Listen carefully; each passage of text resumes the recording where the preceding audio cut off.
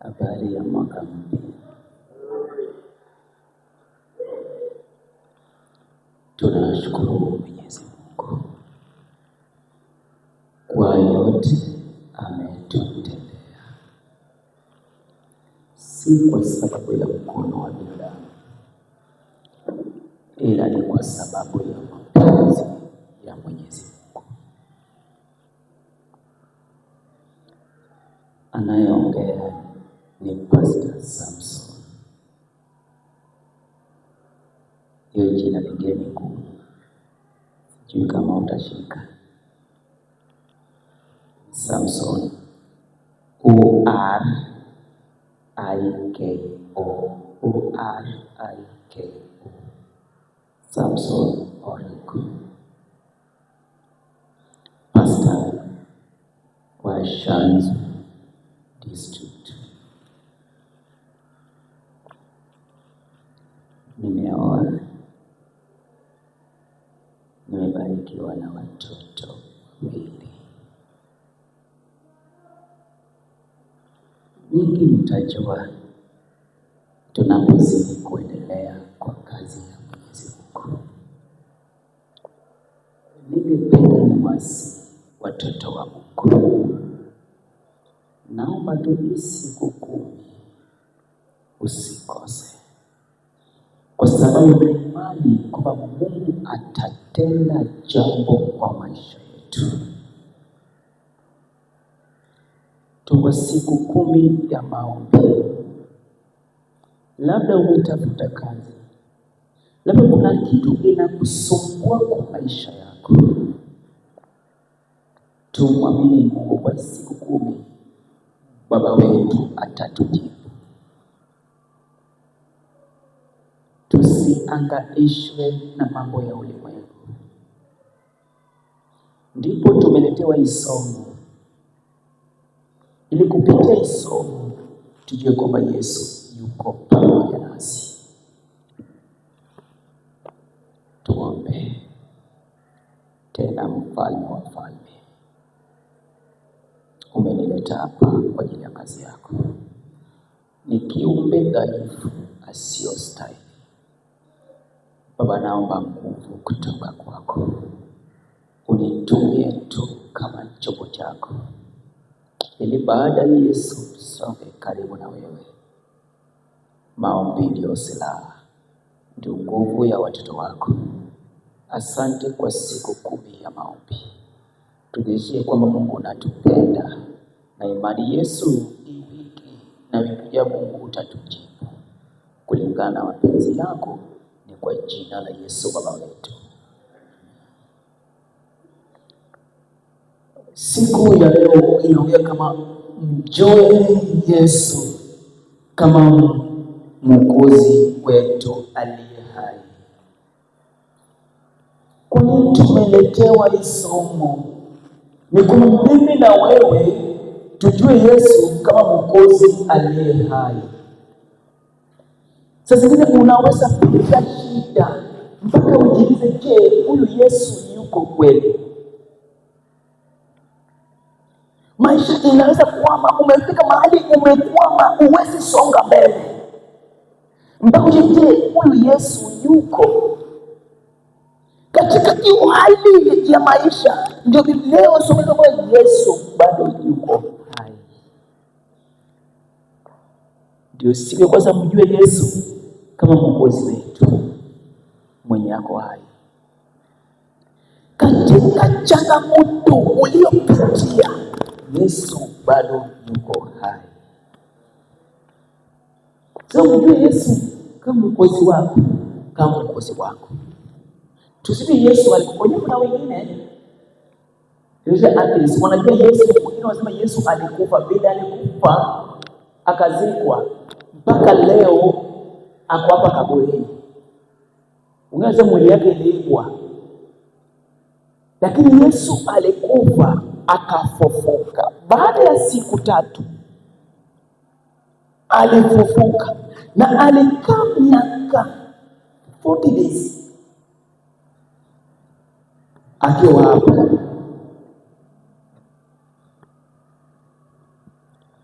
wakati Yesu alifufuka, unaposoma katika kitabu cha Luka, on the way to Emmaus, wanafunzi wawili wakienda Emmaus, Yesu akakutana hao wawili, akakaa kati yao, akamaliza awasikia vile wanaongea juu ya huyu Yesu mwenye alikufa msalabani. Akasema yule alipigwa, alitoa damu, alichapa vidole mpaka akakufa, akazikwa, ako kaburini. Na hawakujua au tamko walikuwa wanaongea na Yesu. Ndipo Yesu akamwambia kila ambacho ilifanyika. Mwokozi alisema ndio wanafunzi wake atapigwa, atajeruhiwa, atapitia shida, atakufa, lakini baadaye atafanya nini? Atafufuka.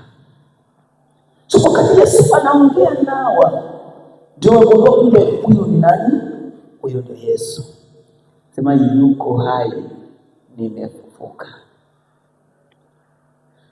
Sasa unapopitia shida, Yesu bado yuko hai, hajakufa. Unajua Ayubu wakati alifika mahali anapitia shida, maisha imekuwa magumu kwake, watoto wake wamekufa, mali ambazo alikuwa nazo zote zimepotea, na mwenye ako karibu na yeye anafaa kupata tumaini, ndio afadhali kuliko Mungu alafu kufa.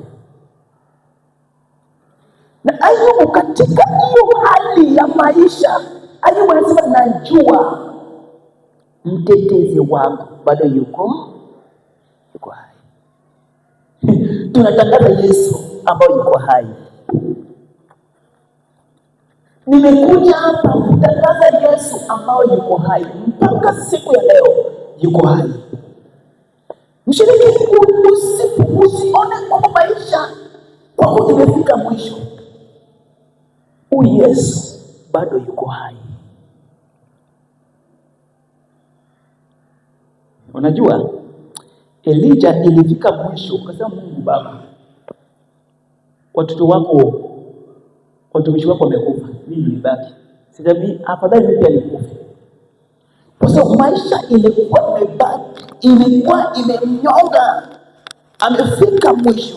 Hapo ni Yesu, Mungu anatuma malaika wake, kwa sababu baba wetu bado yuko hai. Sisi tujue Yesu Mwokozi, kama huyu Mungu bado yuko hai. Katika challenges unapitia, Mungu wetu bado yuko hai.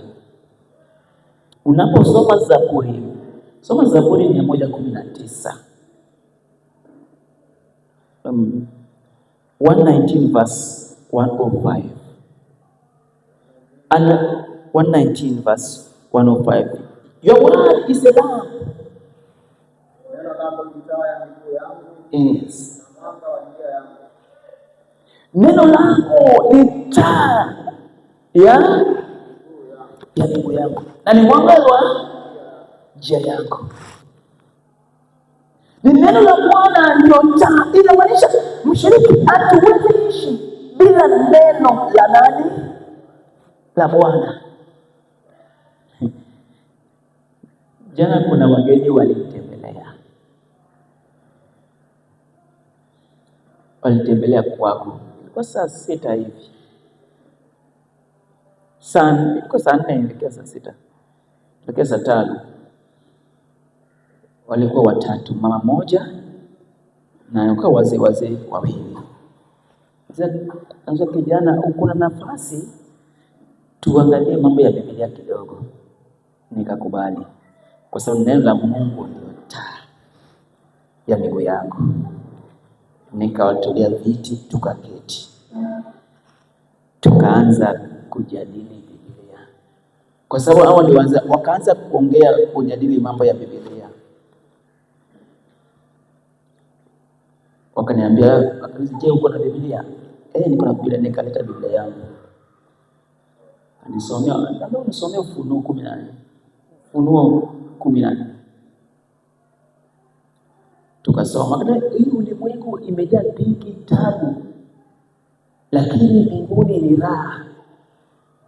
Sasa kijana, usikose ufalme wa mbinguni. Wakati aliyekuwa anaendelea kuongea, akaniambia, sasa nitakuja kesho ama kesho kutwa ili tuendelee. Sasa neno la Mungu usiache njiani. Niko tayari hata kama tunasoma Biblia mpaka jioni, tuketi chini tuangalie Biblia. Kasema sawa. Nikamuuliza, sasa ili ni urithi ufalme wa mbinguni, dunia imejaa tabu, shida, ili nikae mbinguni nifanyaje? So hiyo ndio nataka tujadili. Fanyaje? Mpende Yesu. Anasema umefanya vizuri. Nikaona wanataka kuepa. Nikamwambia, nikaanza na Yohana 14:15. Ukinipenda utashika amri za. Wakati tulianza sasa nasomea Biblia, wakaniuliza, wewe ni mwalimu? Kama mimi si mwalimu, si mwalimu, ni pastor.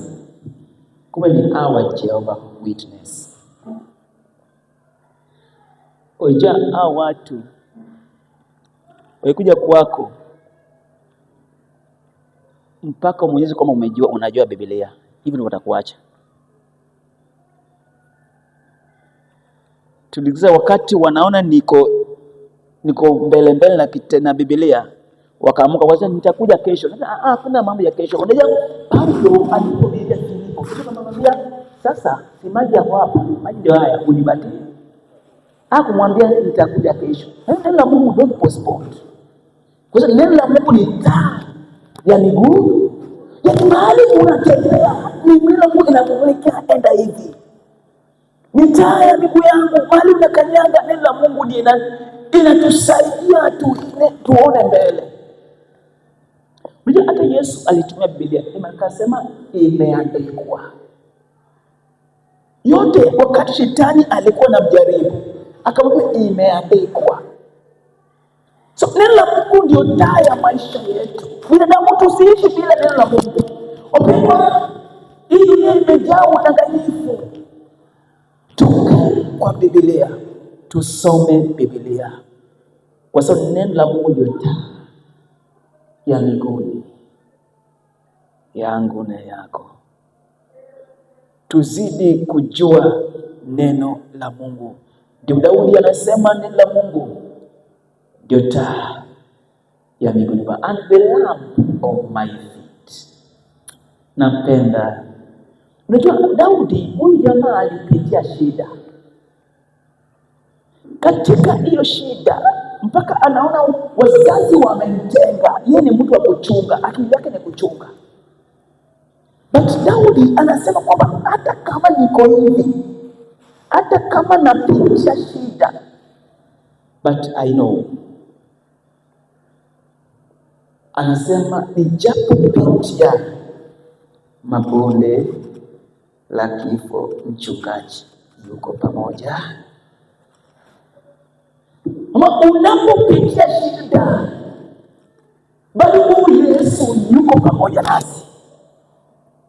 Unapofikia mahali unafungiwa nyumba kwa sababu umeshindwa kulipa rent, huyu Mungu mwenye alikuwa bali yuko pamoja nawe, kwa sababu alifufuka akakaza akanaishi.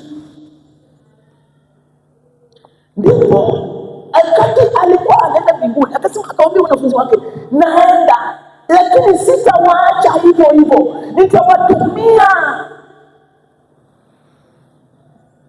Roho Mtakatifu.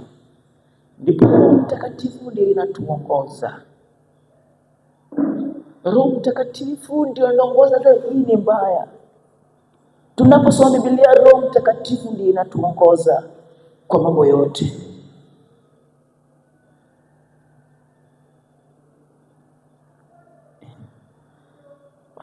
Napenda huyu Yesu mwenye ako hai.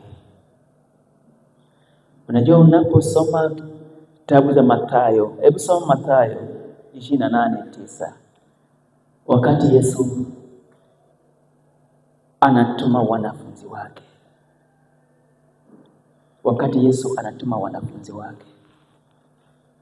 Mathayo 28:9 mpaka 20. 28 verse 9 up to 20 verse 9. Na tazama, Yesu akakutana nao akisema, salamu. Wakakaribia, wakamshika miguu, wakamsujudia.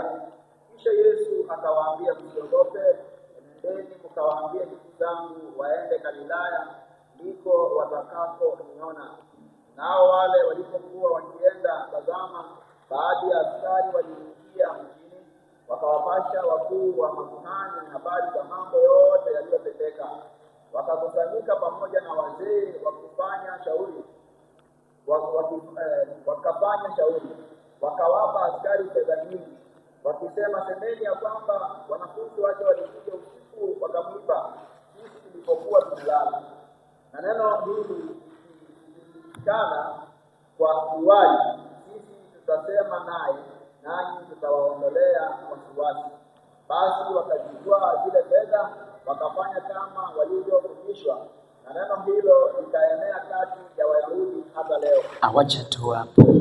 Hiyo ni wakati Yesu anadhihirisha wanafunzi wake kwa bado yuko pamoja na Yesu. Hebu kumbuka mahali Yesu ashadhihirisha kwamba bado yuwai kwako. Kuna wakati ushapitia mahali ambapo kweli Yesu alikuwa pamoja nawe. Kuna mahali ushapitia mbona kama si huyu Mungu singepitia hapa. Unajua kuna mahali Yesu anasema kwamba bado yuko na anaweza tena miujiza. Niko naambia, wacha niwaambie, kuna makati nilipitia shida mpaka najua kumbe Mungu wangu yuko. Wakati nilitoka shuleni, unajua mshamba ni mshamba. Wakati niliingia Uganda. Na Uganda kule ukifika boda, unapopigia rubber stamp ya Kenya na Uganda. It was 2016, wakati nilikuwa naenda kujoin Mugembe. Niliambiwa na pastor, ukifika Busia chukua only 1000 shillings kubadilisha. Hiyo itakuwa transport yako mpaka Bugema. Wakati nimefika nikatoa pesa, nilikuwa na bundle of money. Nikatoa pesa. Nikamwambia chukua hii 1000. Akaniambia bwana, kijana ushashikwa. Hata wasione hiyo 1000, usikie na pesa ya Kenya hapa Uganda utashikwa kwao. Hata watu wasione ni baki yako. Tukaomba kusaidia. Basi hiyo pesa zote iwe ya Uganda. Mbio nikabadilisha. Kufika shule. Nataka nianze kulipa fee. Na kutana nimeibiwa almost 20,000 Kenyan shillings pale kwa boda. Katika hiyo hali niamua nirudi tena nitafute pesa. Nikaenda kwa uncle yangu mwingine alikuwa Kampala University ofisi yake. Kanisa nikuja kufanya nini? Kusomea uchungaji. Hiyo kazi ni umaskini ya watu wa maskini. Usijaribu kutamka hiyo na mdomo yako. Kumbuka nyumbani vile ni maskini. Tena mnataka kukaa maskini. Akanipatia form. Jaza hii form. Nataka usome education. Na nitahakikisha umepata kazi hapa. Nikaangalia nilipata. Akanipeleka mpaka hoteli. Akanunua mpaka lunch. Nilikubali nikakataa. Pesa nilipatia 20,000 ya Uganda, that is 600 ya Kenya. Hiyo ni transport, ikanitoa Kampala mpaka Busia. Kufika Busia boda, wakaangalia hii nini yangu hiyo kwa migration passport. Niko na rubber stamp moja ya Uganda. Ya Kenya Uganda kuna nikashikwa. Kuanzia saa 3 mpaka saa 10. Nimesweat, njaa, inaelekea saa 11. Nimewekwa room nyingine. Hiyo si unasema kwani Mungu uko wapi? Si ulisema yuko pamoja nami? Kwa nini sioni? Niko ananiambia wanataka 40,000 ya Kenya. Kama kuna napelekwa Tororo. Naenda kufungwa huko. Na niko nje ubeleni. Kujaribu kupigia watu simu mpaka uweke kodi ya Kenya ndio namba ingie. Najaribu ID. Katika hiyo mateso yote ndio kasichana mwingine akaona vile nateseka, vile wananitesa hapo. Akaniambia, my brother, nataka nikusaidie. Sasa ili nikusaidie kila ambacho nitakwambia ukubali. Nikasema nitakubali. Kwa sababu kumeumana. So wakati anataka kupika pale na jicho, njoo tuende. Ninaenda. Akasema, aende wapi? Huyu tunampeleka ndani. Alienda kuuza bangi huko ndani. Unapeleka nani? Bwanangu. Akaanza kutoa nguo. Bwanangu. Mpaka msema akaanza kulala chini. Watu wakaanza kuja. So walikuwa basi mlipe 10,000. Hatuna pesa, wacha na bwanangu. Analala chini ndio nguo. So watu wakaanza kuja. Ndio akanipiga matatu. Toka huko na bibi yako. Hivyo ndo nikatoka. Kufika nikamwambia unaitwa nani? Naitwa Kwamboka. Mimi si nani Kwamboka. Yeye ako Makerere University. Ananiambia watu wakijua wewe ni ya Kenya watakutenda mpaka utoe pesa. So hivyo ndio jinsi tulikuwa ya kusaidia watu wetu wa Kenya. So kumbe hiyo ni style yao ya kusaidia watu wa Kenya. Ni Mungu ndiye alileta. Akanisaidia mpaka nikatoka. Ilibidi nikubali bibi yangu na hata jinsi mjui. Ni mara ya kwanza. Kwa sababu nataka kufanya nini? So niliona mkono wa Bwana. Sasa kumbuka wakati Yesu amejidhihirisha mwenyewe kuwa yu hai kwako.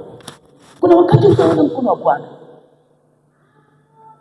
Mwaka uliopita kuna wakati wewe umeona kweli, leo nimeona mkono wa Bwana. Kweli nimegundua yeye kama Mungu yuko. Kumbuka hiyo maisha. Ndio hata mahali huko Yesu bado yuko. Hata mahali unaenda unafukuzwa, Yesu bado yuko. Hata mahali unafukuzwa kwa sababu umekataa kwenda kazi siku ya Sabato, Yesu bado yuko anakuona.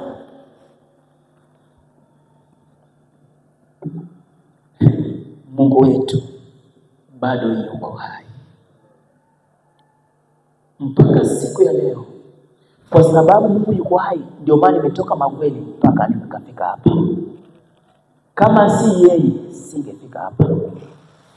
Mama, kama si huyu Mungu haungefika hapa. Bado kama huyu si Mungu haungekuwa hapa. Kwa sababu Mungu yuko hai. Kumbuka wale ambao ulikuwa naye mwaka uliopita, mwaka mwingine, lakini sasa hawako. Kwa nini mimi na wewe bado tumebaki?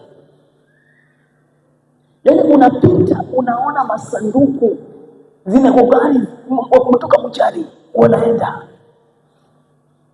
Na mimi bado nimebaki kwa sababu Mungu yuko hai kwako. Lazima kuona mkono wa Bwana.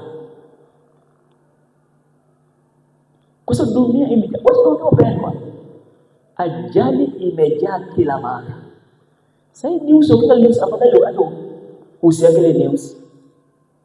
Mara Tamil amekutana na Ikana ajali. Mara gari ndio wanafunzi ajali. Kila mahali ni kifo. Lakini tunapokuwa hapa kwa sababu Mungu yuko hai.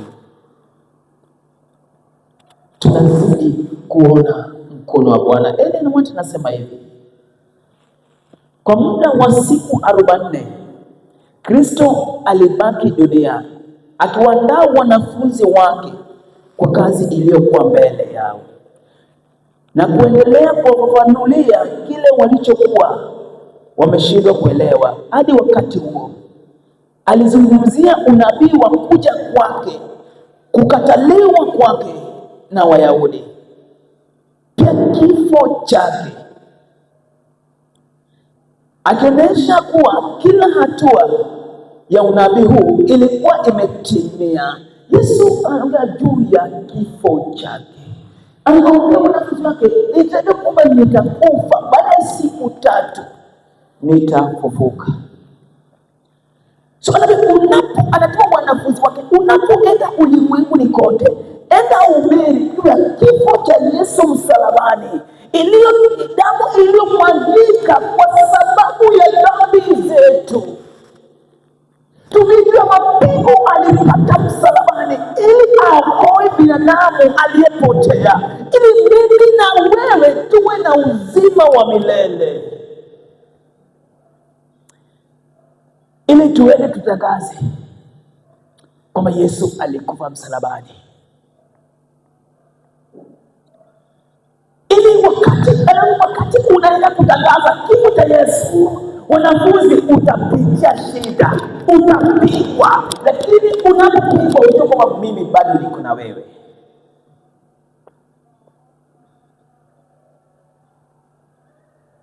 Kupigwa, utapigwa unapoenda kutangaza kifo cha Yesu msalabani.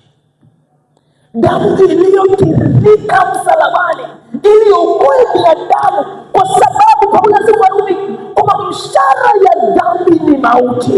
Ilikuwa inafaa mimi na wewe tufe, lakini Yesu akachukua hiyo kifo msalabani, akapigwa, akakufa, baada akafufuka, ili mimi na wewe tuwe na uzima wa milele. Ili tunapotoka hapo tutangaze uzima wa Yesu Kristo, tutangaze kwa Yesu Kristo mwenye alituokoa msalabani. Ndio maana sasa hivi tunaweza tembea, sasa hivi tunaweza ongea, sasa hivi tunaweza ona, sasa hivi tunafunga kwa sababu Yesu alitufilia msalabani. Niko na uzima wa milele kwa sababu kifo chake iliosha dhambi zako.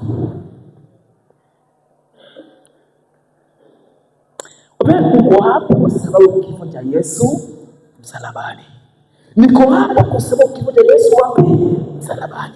Lakini alifufuka, kwa hiyo bado yuko hai, bado anatenda. Unapopitia shida, bado huyu Yesu yuko.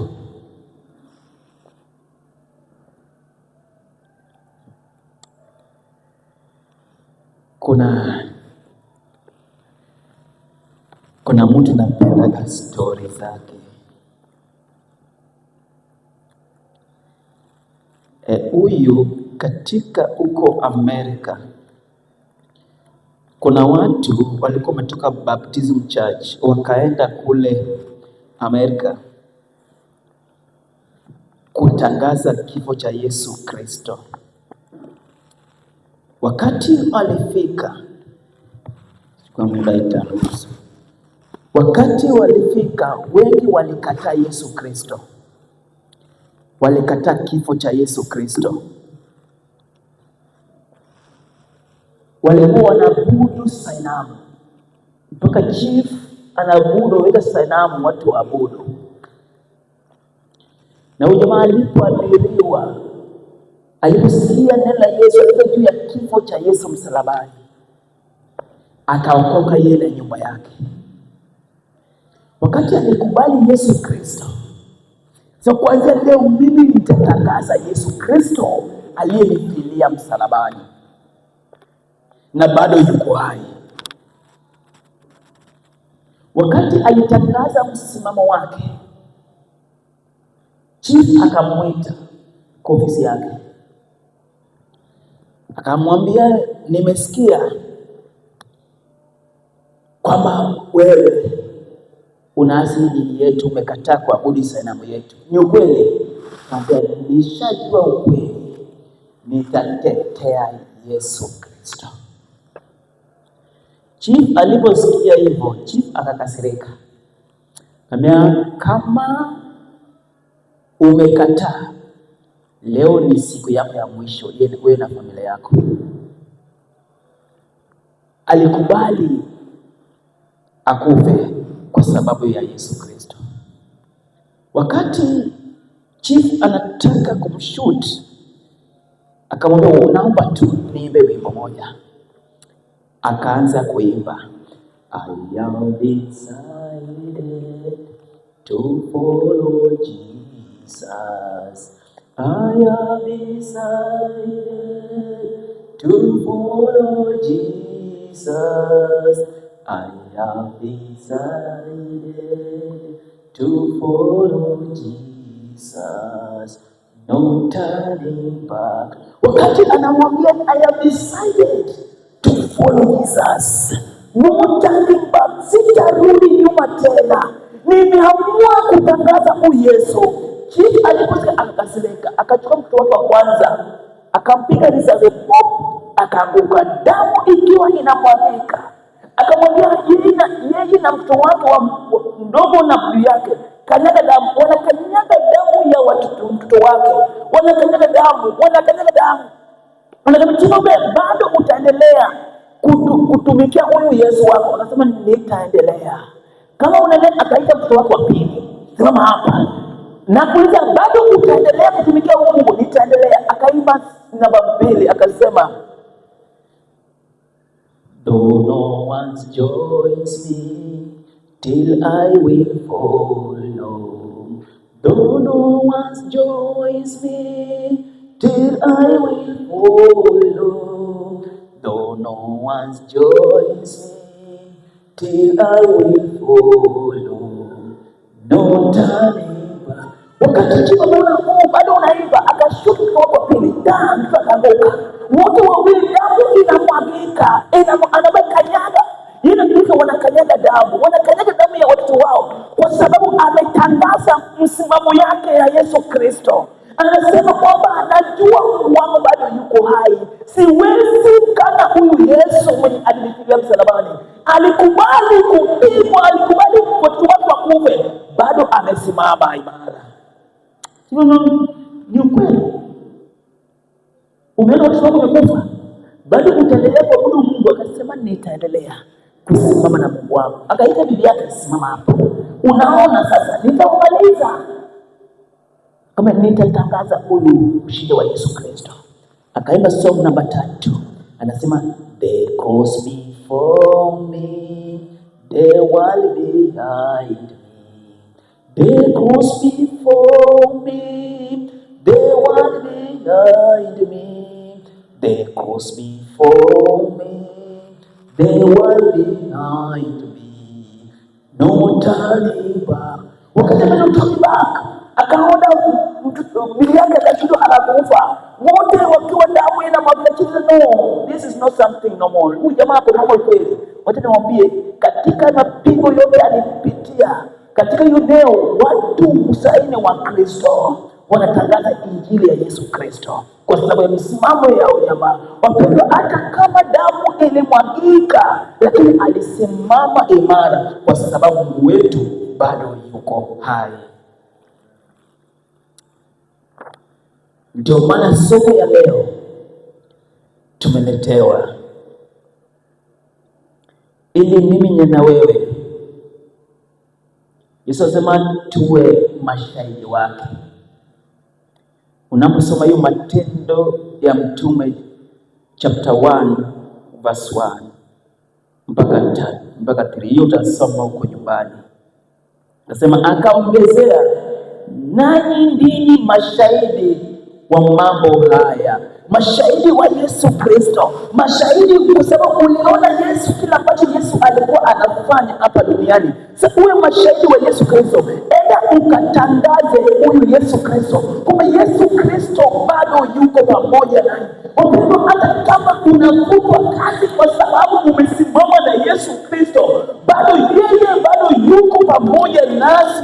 Tuende tukatangaza huyu Yesu kule nje, ili watu wajue ukweli wa mambo yote, ili tusome Biblia, neno la Mwenyezi Mungu, kwa sababu neno la Mwenyezi Mungu ndio taa ya miguu yetu.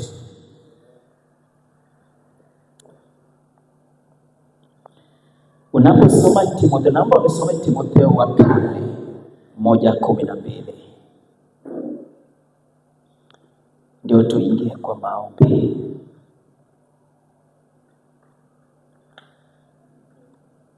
Moja kumi na mbili inasema, kwa sababu hiyo nimepatikana na mateso haya, wala sitahayari, kwa maana namjua yeye niliyemwamini, na kusadiki ya kwamba aweza kukilinda kile nilichokiweka amana kwake hata siku ile. Amina. Paulo. Mimi kama kuna mtu anapenda vitabu vya Paulo, inanitia nguvu kwa hii kazi ya Mungu. Yaani inanitia nguvu. Kwa sababu anapata maneno mpaka mwisho. Na Paulo anaongea wakati vijijini imepitia. Unataka Paulo Timotheo anaandika wakati yake ya mwisho. Anajua anaenda kufa. Wakati anajua ameenda kufa, na wao Warumi ambao walikataa Yesu Kristo. Hao Warumi walikataa Yesu Kristo, nilikataliwa na hao watu. Mpaka hao Warumi ndio walikuwa mpaka Yesu Kristo. Sasa hao Warumi, Paulo anajua hao Warumi wanaenda kuwa Paulo. Lakini Paulo anajua kwamba naye anaenda kufa, lakini kazi ya Mungu imefanya nini? Imesonga mbele. Utakuwa Paulo anaandika hicho kitabu wakati vijideli imepita kwa mwili yake. Kuna alama za vijideli, kuna alama kwa magoti, akiwa amepitia shida kwa sababu ya Yesu Kristo. Ndio maana Paulo naomba usome tena. Nasema, kwa sababu hiyo nimepatikana na mateso haya, wala sitahayari, kwa maana namjua yeye niliyemwamini, na kusadiki ya kwamba aweza kukilinda kile nilichokiweka amana kwake hata siku ile. Amina. Hata kama amepitia yote, lakini haogopi. Hata kama amepitia shida kwa sababu ya Yesu Kristo, Paulo anasema siogopi. Kwa sababu kila ambacho nimepata nitalinda mpaka siku ya mwisho. Hiyo wokovu ambao nimepata, ile kila ambacho ukupata ndani yako, linda mpaka siku ya mwisho. Yesu ambaye yuko ndani yako, kana yeye mpaka siku ya mwisho. Paulo anasema ile kwa Mungu bado yuko. Paulo hakuogopa kutangaza Yesu Kristo. Katika hali ya mateso yote alisimama na Yesu Kristo. Kwa sababu ya muda, naomba tuingie kwa maombi. Naomba tutumie muda mfupi kufikiria juu ya maisha yako.